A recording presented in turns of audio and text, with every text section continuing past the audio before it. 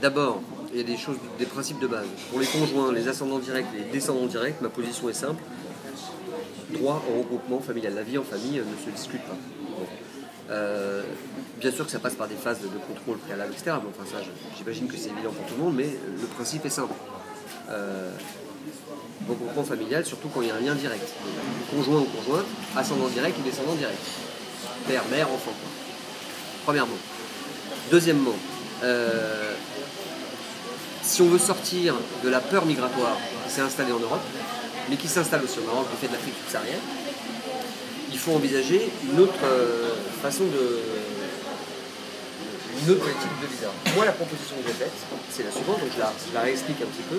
C'est qu'à terme, ça va prendre du temps, mais qu'à terme, on ait des visas de circulation, en fait, ce que j'ai appelé le passeport culturel et économique de la francophonie, qui permettent à un certain nombre de pays qui seraient d'accord pour engager cette démarche ensemble, et il y en a, de permettre à des chefs d'entreprise, à des étudiants, à des scientifiques, à des artistes, à des chercheurs, d'être dans des parcours de mobilité professionnels, éducatifs, artistiques, créatifs, scientifiques, etc. pour une période à définir, mettons 5 ans ou 10 ans, et qui seraient dans des allers-retours. Aujourd'hui, on a des gens qui sont par exemple en France, mais qui ne veulent pas revenir, mettons par exemple au Maroc, parce qu'ils disent mais j'ai peur qu'on ne me redonne pas mon visa. Donc là, ça sécuriserait les gens.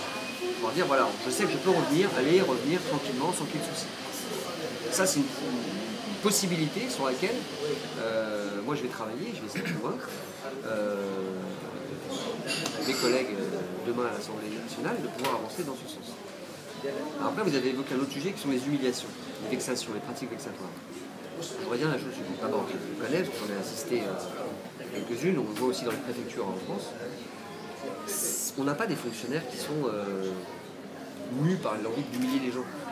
On a des fonctionnaires qui ont vécu depuis 5 ans ce qu'on appelle la RGPP, donc la réduction des postes. Drastique. Parfois même remplacés, enfin parfois pas remplacés, et parfois remplacés que par des CDI, des contrats en droit locaux. Donc avec des statuts moins sécurisés.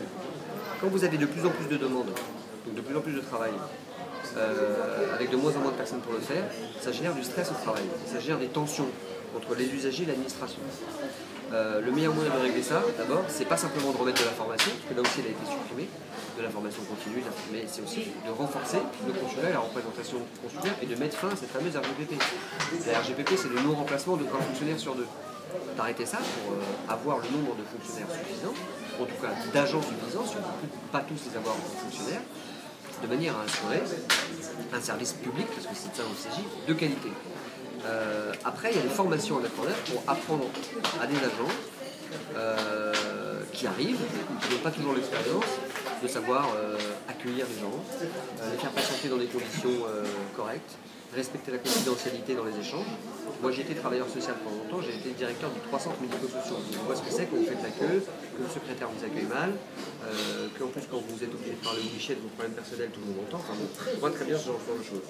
Ça, c'est pas la loi, ça c'est pas l'argent en plus, forcément, on peut.